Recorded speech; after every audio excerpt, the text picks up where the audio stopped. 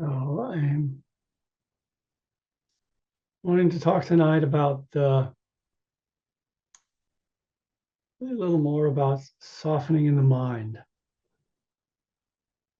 We started that really last week, talking about our humanness, what it's really like to be these bodies and deal with everything that we deal with. To just kind of soften that and notice it as we go through our days, what it is like to be human, and what it's like to get up, get one of these bodies to change states like that, and to go to sleep in reverse. This whole thing we've really been living for many years, and yet there's a whole possibility of tuning in a deeper way. So tonight I'd like to extend that a bit to something particular about us human beings, which is, it seems a little different or a little more intense than what animals experience. And that is to soften the urgency to think and plan and control. So animals definitely think. I can definitely see that in their behavior. And their planning is quite immediate, not too far ranging. But some actually, they're out there getting ready for the winter. It is pretty far ranging. And of course, in meditation, we practice not thinking. We sit. You're really asked to disengage from your thoughts as they arise and begin to be in your embodied being, which is always really in the present moment. And so thoughts can get a bad rap, so to speak, as if there's something wrong with them. There's nothing wrong with thoughts. It's really the job of your mind to keep producing them. They just arise. And in some sense, that's no problem. But when you really look at the whole aspect of thinking, there's a whole lot of tension, a whole lot of really grasping that goes on by way of thinking as we try to figure things out, as we try to anticipate what's going to happen, and as we try to control the outcome of what's going to happen. There's a lot of tension that comes into our lives and our bodies. There's a lot of suffering in that. And so that's where I wanted to talk tonight, is about the suffering of thinking and planning and controlling. And to really talk about the suffering of it, I feel like I need to introduce this word that's can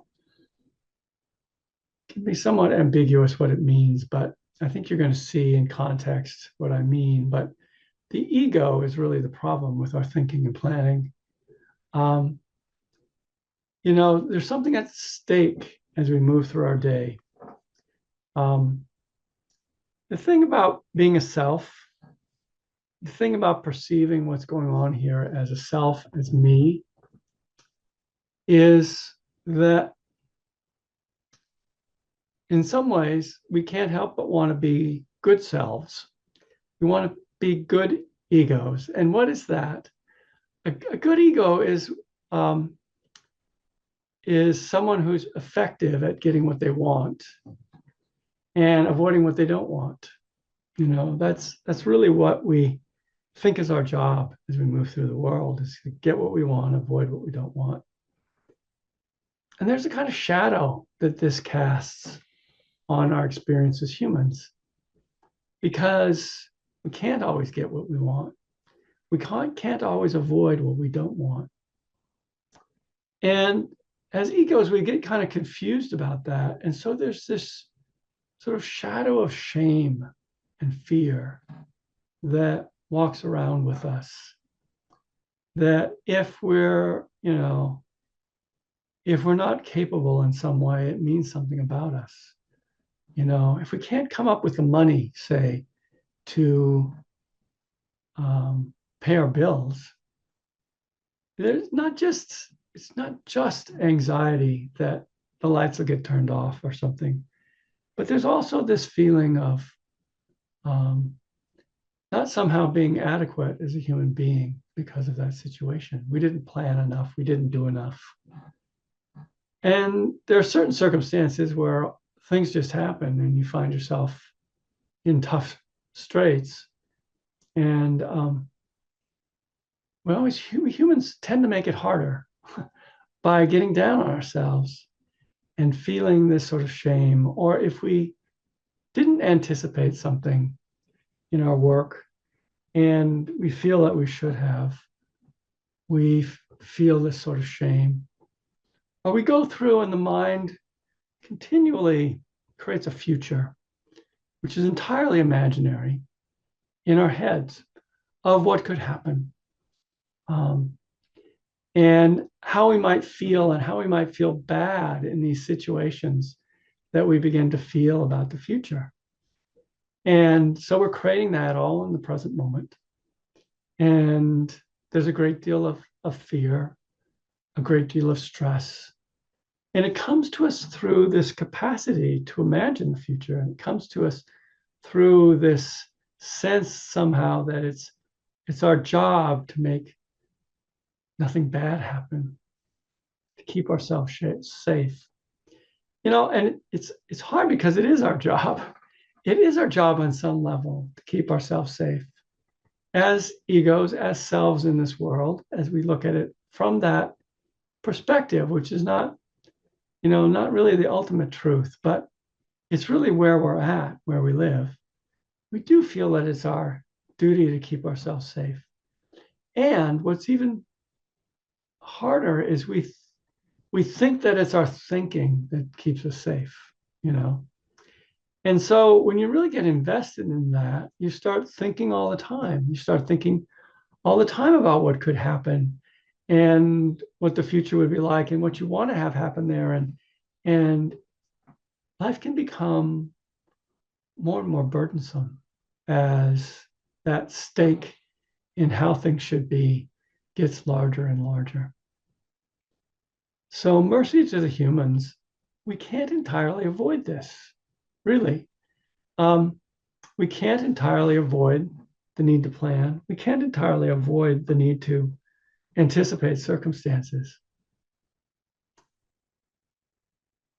But what we can do is kind of soften the urgency of it as it arises in the moment.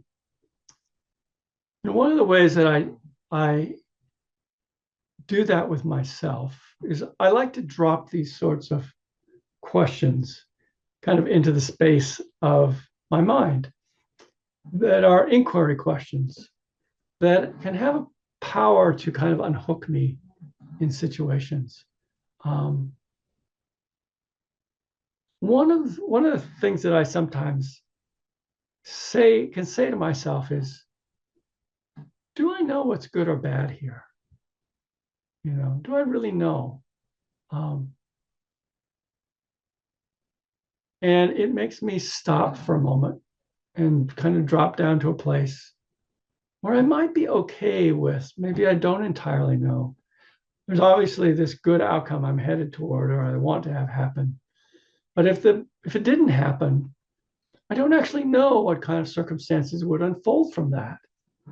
And I don't know how they might be beneficial. I don't actually know. So sometimes I kind of drop that into the space of my mind is, do I actually know what's supposed to happen here?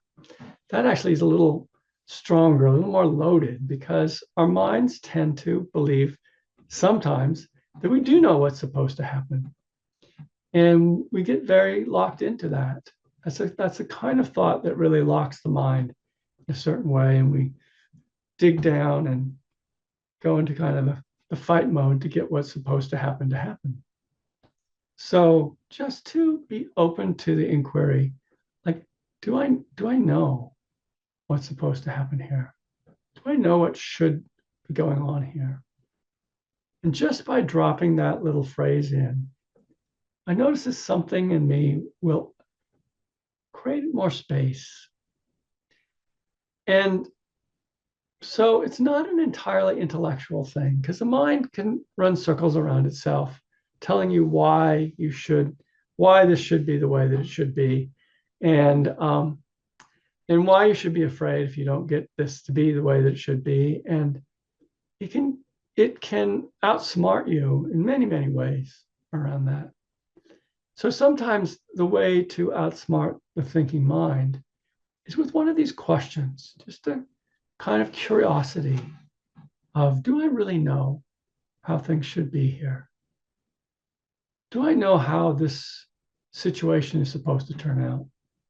I mean, you don't have to lie to yourself about what you want to have happen, but do I know? Do I really know? There can just be a little opening of spaciousness there. Try it.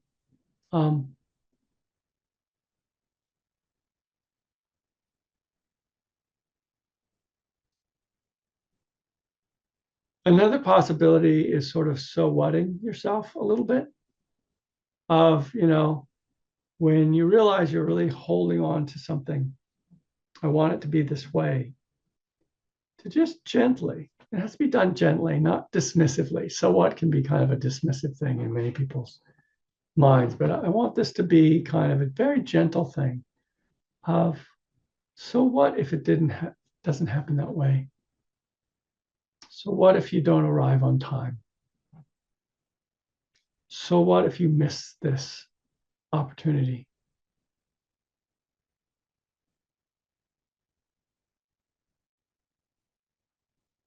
So that too can just kind of begin to let the mental hands unstick from something a little bit.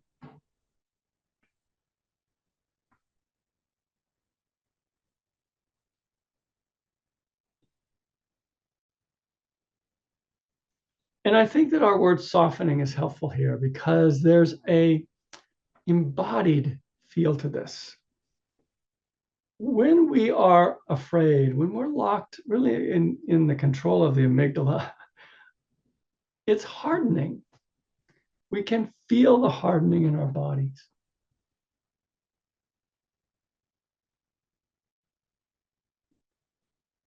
I mean, one of the ways we try to control that, I think, is one of the most, it's the most difficult to work with, and yet it can be the most powerful, is the way we try to control what other people think about us. For example, if they say something that is contrary to the image of how we want to be seen, it often sends off this little flare inside, and the mind can't let it go.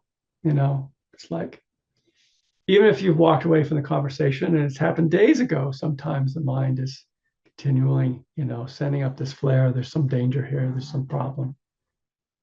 And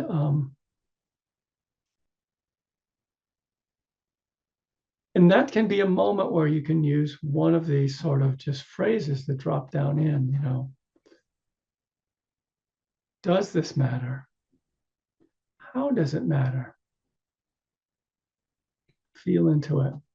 Open up that space of mind.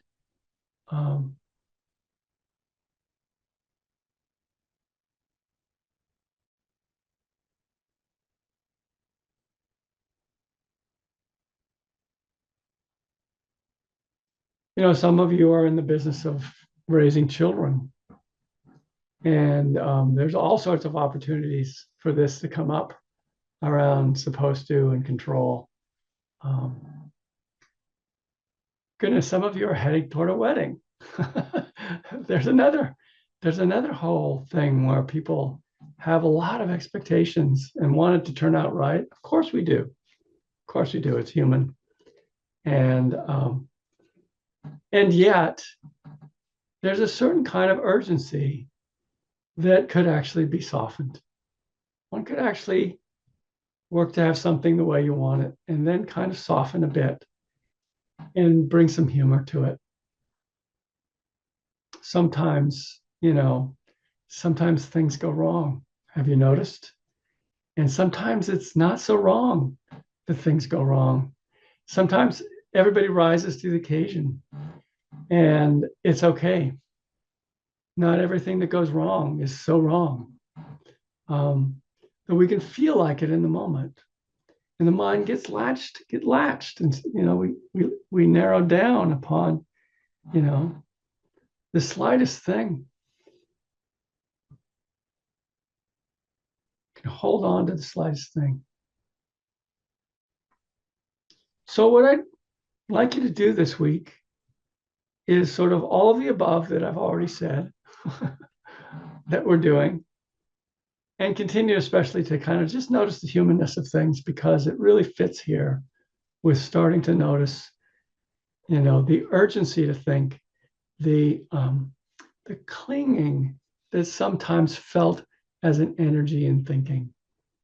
Sometimes thinking is relatively unburdened. There isn't a lot of clinging to it. You're just kind of like thinking about stuff and coming up with stuff, but you know what I mean when there's some suffering, when you begin to feel like there's suffering in the thinking, there's suffering in the need to control something, then that's when kind of the little bell can ring in the mind and say, let's inquire here a bit. Let's see if we can actually soften and open up some space in this particular moment that I'm having. All right.